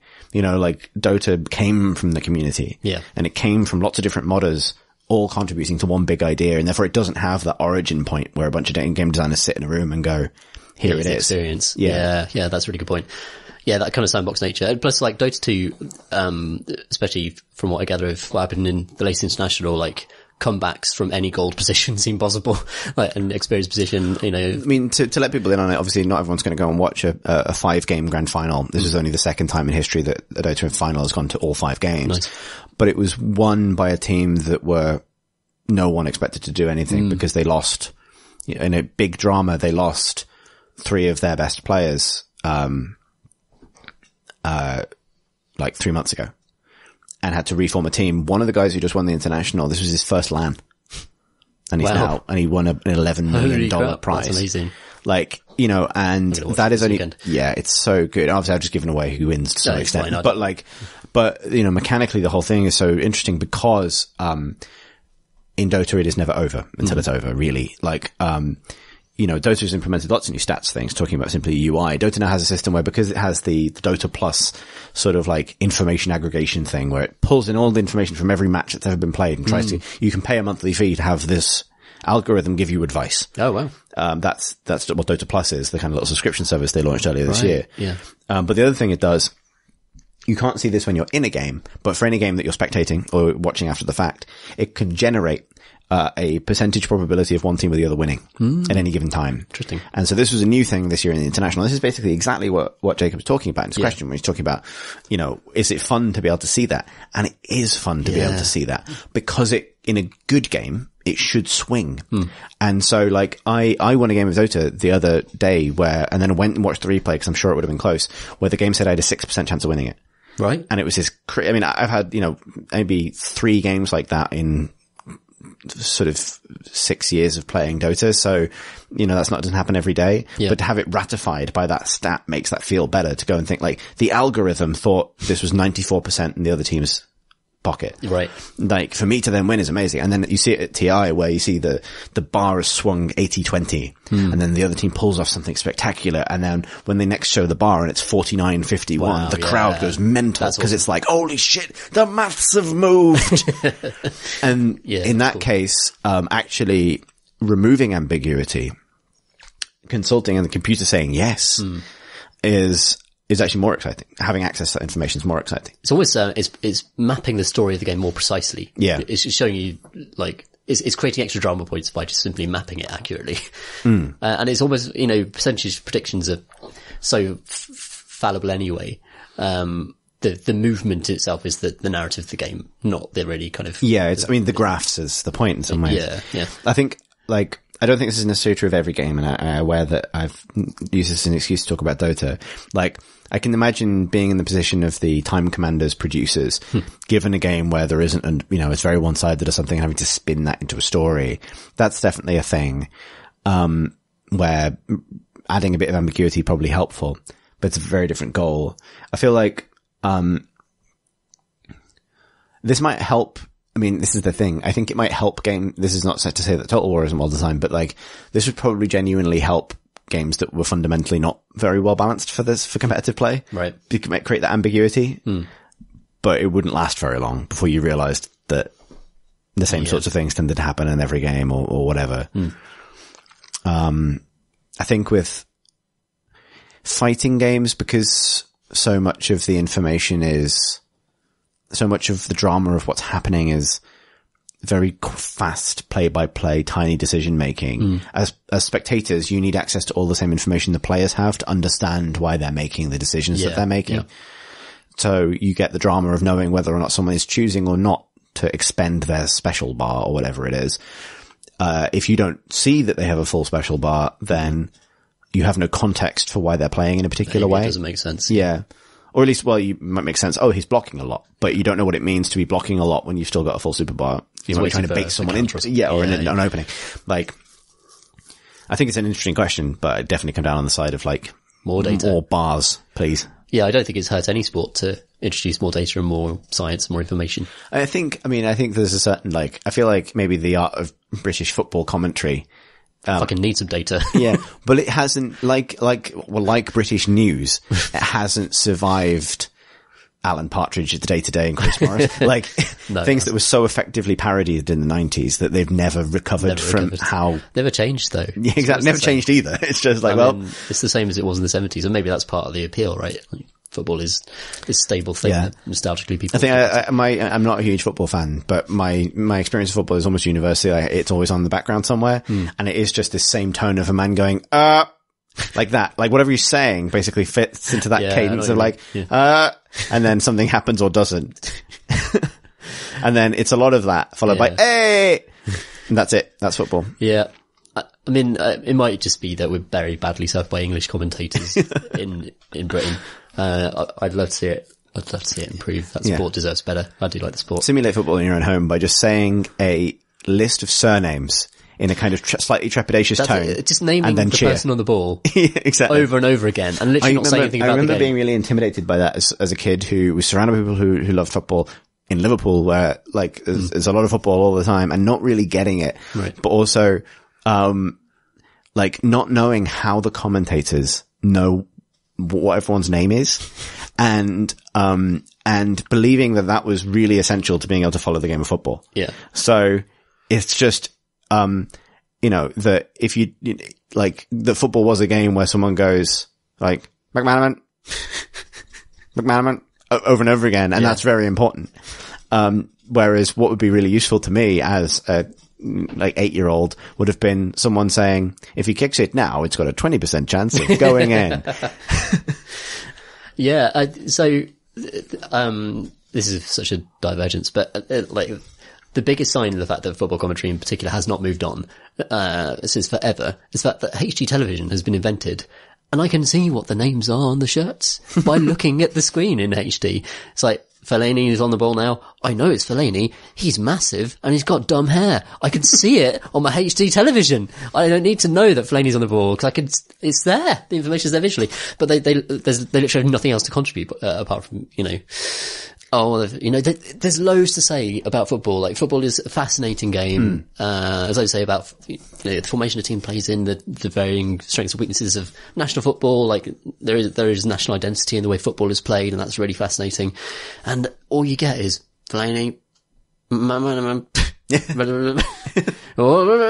that, fuck it into a bin. I hate it. It just needs to be better. It needs to be better. Get better football. Get better football. Get good football. That's how that one ends. Get Greg Wallace in. Yeah, he'll do a better job. He'll sound more excited than most of them do as well. Next question comes from Russ, who writes, I'm now drawing to the end of my 4th playthrough of the whole podcast. Oh my God. Don't judge. I'm not mad. I'll just say that I find your voices oddly calming in stressful times. That's incredible. That's incredible. We've done like maybe 1,000 hours of this. Yeah. So if there's some sort of like national emergency, maybe they could just play us out on radio. Yeah, exactly. Everyone could just sort of chill out. Why would that calm people down? I'm not judging your decisions, Russ, but I don't get why would you find us calming. I don't know. Maybe maybe boring is the word he's looking for. Yeah. There we go. Nailed it. I'd thought that the Dishonored 2 lock-in episode was the most audibly drunk you would ever be, which that is the most, that's the best, like, that should be our iTunes description. Audibly drunk. In episode 200, you heroically managed to get even more inebriated. Imagine my delight when you surpassed yourselves again in episode 250. That was a mess, Tom, wasn't it? It was a mess, but it was really interesting because Alex had not had a drop. That's Alex's superpower. That's what he does. That's his secret. Like he's the as whole drunk as the people around him. Like that's like, that's his secret cap. Yeah. He's always drunk. But he's not though. That's the thing. He's just Alex. He just scales with I think, yeah. It's impressive. Yes. Russ's question is, and it is a bit of an inside baseball question, but it's, what happens to the Crate and Crowbar podcast when your livers cry enough, no more booze? Yeah. The answer is we just keep doing it. We just finally grow up. I mean, the answer is that we just go back to being the PC Gamer podcast. I mean, there is a PC Gamer podcast now, which is stress, but. Yeah. We always did that, obviously sober at work, which is why we were still employed. Which is why initially we were so thrilled by the novelty of being able to have a drink while we did a podcast. And then, like everything, that was just sort of an accident that became a bit, which is the entire structure of this enterprise. That's really true. I often wonder about like the strengths and weaknesses of booze on the pod and whether it puts people off or whether, it encourages more interesting conversations or enthusiasm. I feel like I appreciate that I'm so very opinionated about this because I have a very particular taste in podcasts, but, I feel like if you're not going to, maybe this is too inside baseball, if you're not going to aim for a level of slick kind of 30 minutes and done production and editing of a TV quality. Break hard the other way. that you can aspire to, then the other thing you can furnish is 2.5 hours in the other direction. Right. And that's very much more in our wheelhouse, I feel. In terms of, not to say we couldn't put something slicker together, but we do that in the day job. Yeah, we don't really have the time. Like we could do the sort of, This American Life equivalent of a games podcast. I don't know who I was talking to. I know who I was talking to. It was, a guest we had on one of the rarest podcasts. Maybe we'll be listening to this, David Kay, who's, working on Phoenix Point at the moment. Yeah. With Julian Gollop, who said, and I'm paraphrasing, so apologies if I paraphrase you wrong and you're listening to this, but, said that the thing he liked about the podcast was that, we talk quite in depth about some game design stuff that could potentially get quite pseudish and tiresome. And I imagine anyone who finds it pseudish and tiresome has probably stopped listening to the Crate and Crowbar by now. I think that's part of the thing as well. One thing that takes the edge off is the fact that by the end of it, we're hammered. So we can't kind of like end on a self-congratulatory sort of like, well, another smart decision in the bag there, Tom. Another great, it's almost like, it's basically the drunk history of game design, which is... We fixed Bioshock again every time retire for the evening. Yeah, like, look how competent we all are. Like, pointedly, we always end on, look, we're idiots. Anyway, bye. It's an epic act of self-deprecation. And that's not an act, that's true. Like, it's almost like the veneer falls away. Yeah, I think, I mean... The point you make about if you don't like it, stop listening a long time ago is true. You can't really listen to our podcast for more than 10 minutes without being either infuriated by it or interested in it. That's true of all podcasts, Tom. That's inherent to the form. It's a good point. I listen to a lot of them. I think the thing I really like about podcasts, and I've been thinking about podcasts a lot recently because it's one of my favourite mediums at the moment. And the reason is because I feel like it personally connects me to the friendships and camaraderie of people all over the world that I would never ordinarily hear from. And, there's a huge wealth of excellently produced podcasts that are, with great journalistic weight and integrity, great true crime stuff. But I really enjoy the goofy stuff and friends hanging out. And there's something quite nourishing about that kind of almost restores my faith in humanity that, there are people sharing jokes and good times and I can play some Warframe and listen to their goofs. Basically, the answer to the question, if we were all to stop drinking one day, the podcast would definitely keep going. Otherwise it says something rather questionable about the podcast. But yeah, for sure. I mean, most of them are relatively sober. Russ's bonus question is, why do listeners always write bonus questions as if they are a bonus for you? Surely they're just more work. Actually, I like bonus questions. The only problem with bonus questions is often someone will, as this literally just happened, someone will write a really thoughtful long question and then a silly bonus question. And this is how we find ourselves talking about Greg Wallace. For a long time. And so in a way, it's not hurting us because it's like you'll ask something super smart that requires probably a bit of real thought and research at a point in the podcast where we are the most not drunk. Quite capable. And then you'll say, and here's an easy hook to talk about MasterChef. Yeah. Like, you're giving us, you're setting up a trolley problem. And in one direction is, like, we can run over Greg Wallace. And in the other direction, we can run over the entire art of football commentary. And the art of, I think, one thing we managed to do consistently is run over one track. And then in a strange solution to the trolley problem, reverse and go down the other one as well. Yeah. The solution that people don't necessarily think of. Although I think I've nicked that joke from The Good Place, but yeah, I've forgotten what I was talking about, but nonetheless, it's not, please do send as many bonus questions as you like. Yeah. But just be aware we might answer that one instead. Questions that are one sentence are very good. That's what I would say. Yes, they are. I mean, thank you for your many paragraphs, everyone. Yeah. But occasionally the odd one sentence question is very good. Yeah.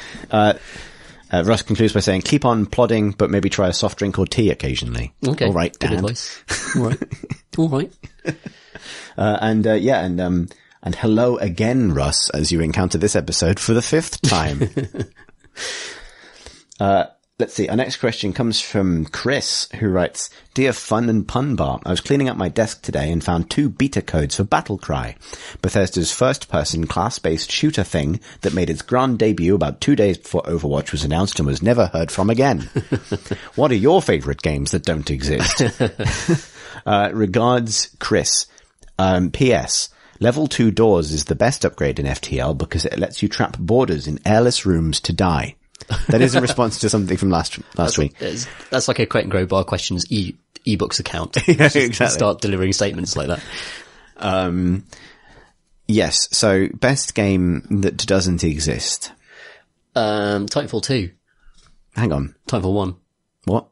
Both of those games exist, Tom. Yeah, but they vanished almost immediately in a similar... Titanfall 2 didn't. You can still get a game. Okay. I checked recently. Very recently. Okay. It's quite busy. Go back. You should. Titanfall 1. Because that was crushed by a release schedule as well. Yeah. Similar way. But it did come out. It did come out, I suppose. So what, did Bethesda just kill that as soon? I think it was cancelled, yeah. That was the Victor Antonov. It was art director. It was Victor Antonov's Team Fortress 2, basically. Right. Yeah, game, There's a version of the Thief reboot that might have been good sometime in that process. At some point, like over its many, many iterations, under many different dev teams, one of those games probably quite good. I'm going to say Mass Effect Andromeda 2. Ah, yeah. Not that it was ever announced. No. But someone would have been thinking about it. Yeah. And they're not thinking about it now. Dawn of War 4. Because I think that series is probably... That's a huge shame. Because I liked Dawn of War 3. I like Dawn of War 3. The reasons for its failure are quite complicated and rooted in a lot of the core audience's expectations and how they were managed in the run up to its release, I think. Yeah. And the fact that apparently you're allowed to completely reinvent your strategy game once, but you can't do it twice. Depending on your audience. Depends on your audience. Yeah. That was a really interesting clash between expectations and the game that was actually made, and the fact that, the mode they opened with was associated with MOBAs and the way the heroes were presented were associated with MOBAs, which was somehow very unpopular among that community. God. There's just a lot of kind of it was a shame. There's a lot of good design work, and that game is really cool. Yeah, I'd also recommend it. And it got kind of buried by all that stuff, and even stuff like the clash between the trailer they put out, which is one of the best pieces of sort of Warhammer 40,000 mood piece, imagery, pieces of work is astonishing. And Games Workshop probably couldn't have done a better job than that team did of creating that trailer. But then the actual tone of the game was far, far different, and the way it was visually presented was more reminiscent of StarCraft 2, which is obviously at some point probably was an intentional decision to try and capture that market, but nonetheless it all backfired in a complicated way and destroyed a good game, I think. Yeah. So, sad, really. Yeah, it is sad because there's no way they didn't have like a massive run of expansions planned for that to add like new factions throughout. And I'd love to see what they did with new factions because the factions were really different and they were really like strategically really interesting. So I'd love to see what that team would do with Necrons or what that team would do with something else. Yeah. Ooh, EverQuest Next. Oh yeah. But I mean, we've talked about this on the podcast before. When developers come up to you and they say, "Oh, we've got a completely malleable world that reacts to all your decisions and everything is destructible," and you immediately go, "It's never going to happen." Oh God, I feel for that game, and I feel for Sony Online Entertainment / Daybreak a bit as well, because they seem like I really liked that company. Not like in a weird way. What I'm talking about, but like I got a good vibe. There's certain game companies you get a good vibe from, right? Like, and I remember I was in Vegas at their show / party when that game was announced. And like, they really did want to make that game, and they had employed so much interesting technology and thought. This is, no one's talking about it at the moment, but there was a couple of years at GDC when people were talking a lot about sort of modular procedurally generated sort of narrative structures for tracking consequences through sort of dynamic games and all these things. I imagine those things are still being developed somewhere, but they've gone a bit quiet in terms of who's talking about what and when. Yeah. Sort of stuff that, like Ken Levine went off to do, that kind of thing. And all of this stuff was sort of being kind of brought together, and I saw it in a few different contexts, and it did work, like whether or not it would have worked, I don't know. And there are other business reasons why it kind of, for me, it's kind of emblematic of like the end game of like a particular kind of ambitious MMO that was first up thwarted by sort of what I'd call kind of like content-led MMOs like Destiny or World of Warcraft. And then secondly by just make DayZ. Just make DayZ. Don't make this. Make DayZ. Oh, now make Battle Royale, like whatever form that takes. Don't try this. And that strikes me as a bit of a sort of like a shame. I put, in the same big old bucket of shame, I'd put PlanetSide 3 as well. Right. Yeah. There's a similar kind of scope of thing that probably won't get made now because that's not a profitable way of attempting to solve a game problem. Yeah. Red Faction Guerrilla 2. That would be a series you could resurrect today. I wonder if they are going to resurrect it. I mean, the way that series, like the Red Faction game they made after Guerrilla was, why would you? I don't understand. I'm going to make my case for them. They are hiring at the moment, Volition, and they did just re-release Red Faction Guerrilla. Yeah, that's true. And with today's technology, you could really knock down a hill. Fucking splendid. Yeah, exactly. Yeah, that was a very, very fun game that deserved. Like, it's because like it was leveraging technology that you only see in stuff like Just Cause. It tends to be used quite frivolously. Do you mean when big scaffolding things fall over? Big scaffolding things, they topple, and it's fun. And that deserves to be expanded. Yeah. With lots more things that can topple. Pushing over Meccano, the game. Remember, so like the new Crackdown game's coming out next year, I think. Is it? Well, it's never coming out properly. I mean, it's, originally they showed it and it was like Microsoft's cloud technology is going to empower building collapses, and that seems to have just vanished out of the game. Like, it doesn't seem to be. It doesn't make any sense, Tom, that's why. Oh, yeah. Yeah. And that, again, like you hear these things over and over again and you just roll your eyes, that's not real. It's not going to happen. But I want that. Through the power of Bing, you're going to be able to build a bridge anywhere you like in the level. And then blow it up. So, yep. Red Faction Guerrilla 2. Maybe it is happening. Volition are hiring, and if they're hiring for Saints Row, then amazing, but. Oh yeah, I'd love to, yeah, Saints Row 5. That's another one. Yeah. We're just naming sequels we want. Yeah, that's true. There are many. Deus Ex Universe? Yeah. That didn't happen. That was sort of announced and didn't happen. I feel really bad for Mankind Divided, because it had its flaws and stuff, but it was still like, it felt like it deserved an extra year or two in the tank. To have the chance to become the Deus Ex game with all the hubs they wanted to put in, if you know what I mean. Like, felt both Human Revolution and Mankind Divided were hampered by a grand vision that was just curtailed a few times too many during development, like a few too many cuts, a few many zones gone, a few many plot points removed. And then they both came out of the tank feeling just sort of like almost half finished. Human Revolution is very good. I really enjoyed it, but Mankind Divided definitely felt like it had holes in it and things that hadn't gone right. Shame. But, I mean, let's face it, Cyberpunk kind of looks like a Deus Ex game. Yeah, it really does, actually. So, yeah. Instead of a vent, there was a window that opened up into another corridor. It was basically a vent. Bored of vents in games. Bored of vents. I think we've answered that question, Paul. Good. Next one comes from Joe, who writes, so IKEA is designing a gaming chair. I assume this is true. It might not be. I guess it might be a bit. Maybe it's a bit. I don't know. It's either true or a bit. Those are the two states any piece of matter can exist in. What features would you suggest in an ideal gaming chair? Bonus points if you can make up a name for your chair. Okay.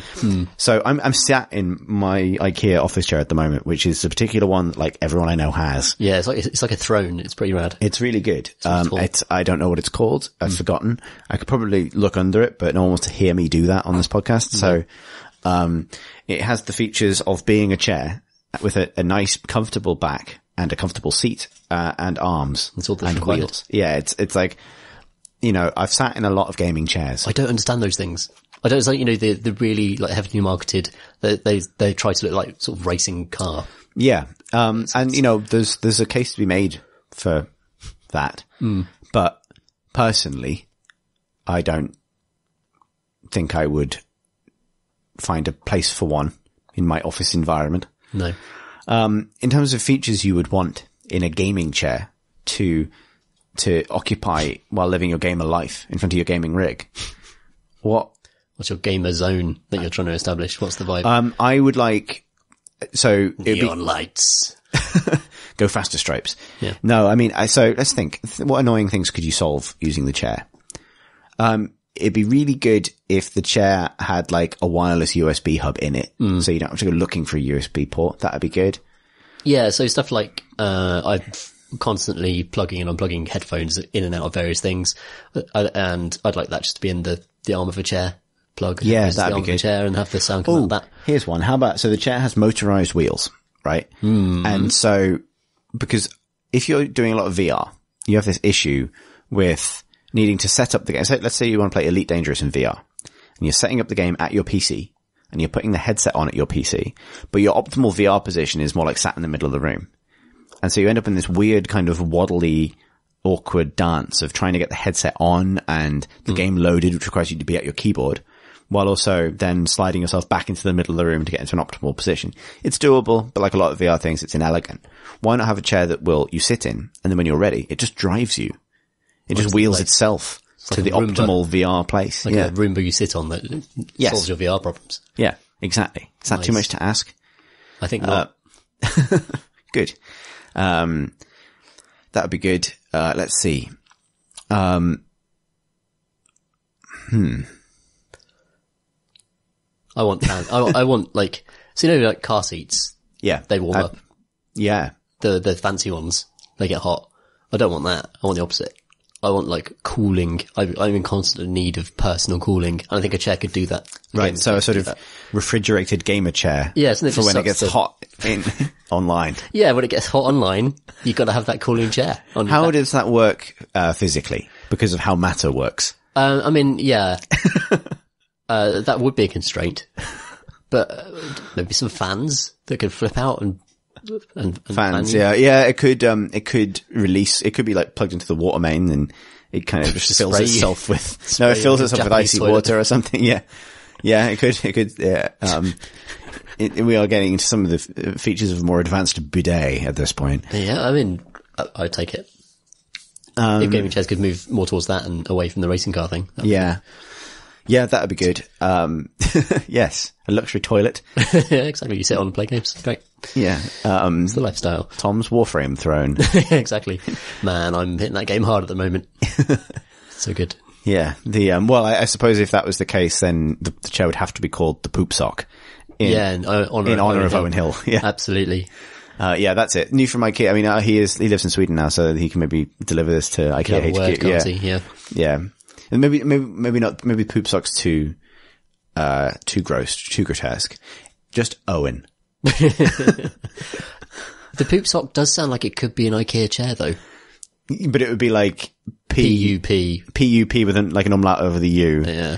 And then like S-O-K. Yeah. The Püpsok, yeah. That's what it would be. Good. Yeah, no, I think that fits. Yeah, that fits.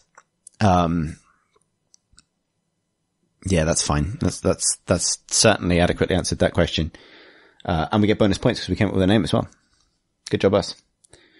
Our next question comes from, Rob the Rat Roaster. I don't think this is his real name. Who writes, Dear CNC, what's with people playing a £15 game for 1,000 hours, then reviewing it poorly on Steam? How do these people calculate value? Regards, Rob the Rat Roaster. No game survives thousands of hours without complaint. And maybe some people just like to fixate on the things that irritated rather than the things that, I guess so. I mean, it's a weird one. I think, the issue here may simply be that human beings have an on and off relationship with perspective.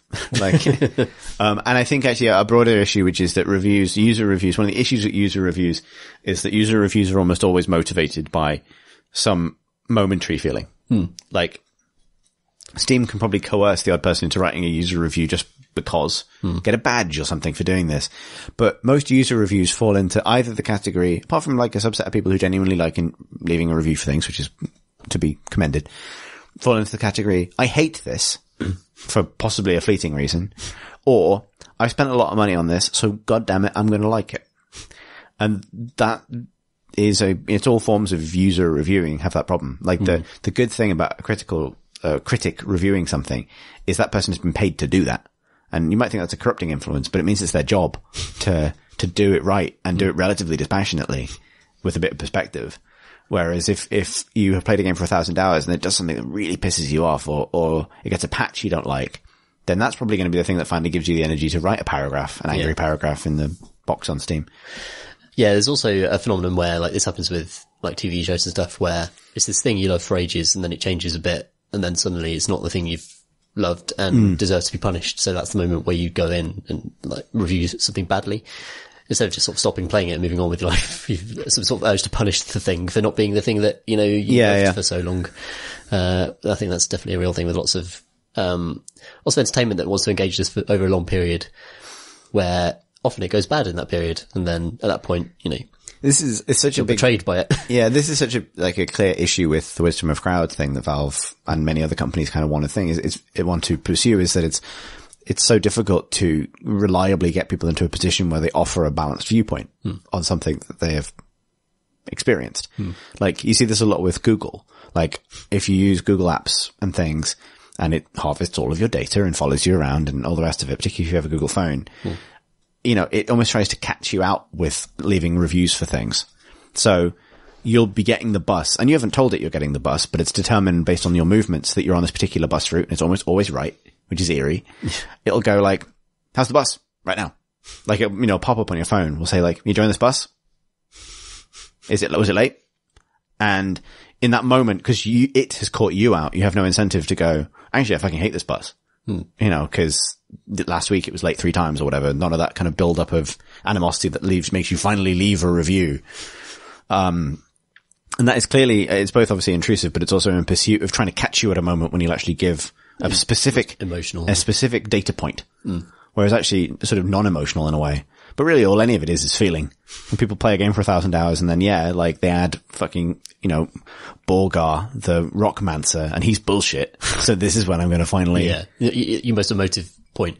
And the thing is I think it's just human nature that when you really enjoy a thing and you're at your highest point, that's when you just enjoy that feeling and you don't feel compelled to go and write it down on a website somewhere. You just enjoy it in the moment. Whereas feeling disappointed, for some reason complaining is just like something very rewarding about complaining about something. Like it's a dopamine hit in and of itself. And like knee-jerk review platforms suffer from that enormously because people get something off their chest and feel good about themselves by complaining about a product. And it doesn't matter whether that's a reasonable complaint. It's almost like a dopamine hit for that person. Yeah, it's almost like the denouement for 15 quid well spent. Because you get to take a big poo on it at the end. Yeah, it's interesting. I do find the Steam reviews, not individually useful, but like as a kind In of aggregate, yeah. in aggregate, like as a trend. I have found that useful as someone buying stuff on Steam, and interesting to measure just like whether a game is good now versus not good ages ago. So like Warframe, for example, is like incredibly highly reviewed now, and it might not have been on launch. And that's interesting context to have and useful context for a customer to have if they're buying a game, I think. Yeah. But it's just, you do get a lot of nonsense in it. Like, we have, a fun and interesting relationship with this with Hackmud, because obviously we pay very close attention to those reviews. Yeah, of course. And like, you know, and so, you know, as I joked about it, it is also a real thing. People do, you know, people leave reviews based on those feelings, and you certainly shouldn't discard those feelings as a developer. I'm not saying that. It's just, you know, you'd love it if everyone gave a very nuanced review, but people often just say, I hate this thing. And we get that with Hackmud, because Hackmud can be a very unforgiving game. Like, this actually genuinely informed, I redesigned and rewrote our store page twice in the last year. Once just because it needed it, and the second time when we did the 2.0 update. And, I ended up changing the tagline for the game, which you know, wasn't set in stone. But the reason for it was, you know, because of the type of game we have, it is for some people, and it's not for everybody. Obviously not every game for everybody, but you know, if it's a game about sort of computer systems and programming, and this particular, say it's a text game, there's all these different reasons why people aren't necessarily going to enjoy it. But one of the reasons that is, I think, a standout feature of the game, but catches people out, is the fact that it is happy, you know, try and teach you through the intro to the game, tell you many times in the course of the game that it's an MMO, but one where you can absolutely lose everything. Yeah. You know, the truth of it is that you can't lose everything, because your knowledge as a player is maintained. It'll be much faster to get your money back the second time.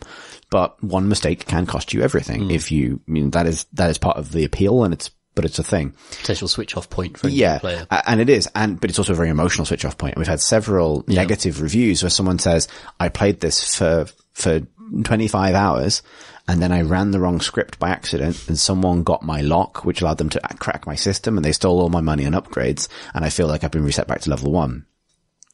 And I completely understand that emotionally, you know? Yeah. To go to the end of 25 happy hours and go, actually, fuck this game.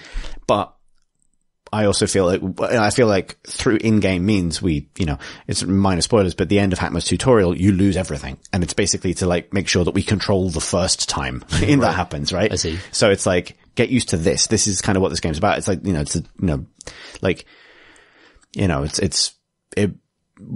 ideally it feels like that run in Dark Souls where you lose shitloads of souls and you feel horrible for an hour, and then you go back and you play it again and you realize that was part of the experience. That's the ideal. But I appreciate that some people won't come back from that. But then when I rewrote the store page, it was specifically like made that a central thing in the game, like made it, not because I want to apologize for it, but because I want it to make it even harder to not know that going in. Yeah. So to increase the frequency of positive reviews, not by taking away the thing that made people feel negative about it, but by making it even more obvious that was going to be the case. Almost don't buy the game if you're not okay with the idea of losing everything. Because I would rather you bought it and had a good time than bought it and then discovered this 20 hours in, as this person may have done. Lose everything, get it back. That is the tagline for Hackmud. Actually, did you just come off the top of your dome? I did. That is the tagline for Hackmud. Lose everything, get it back is the tagline I wrote. Holy crap. That's eerie. That's weird. I genuinely just came up with that. Yeah. Fuck. That is the hive mind. Yeah, we've done this for too long. Maybe so. But yeah, nonetheless, that's why.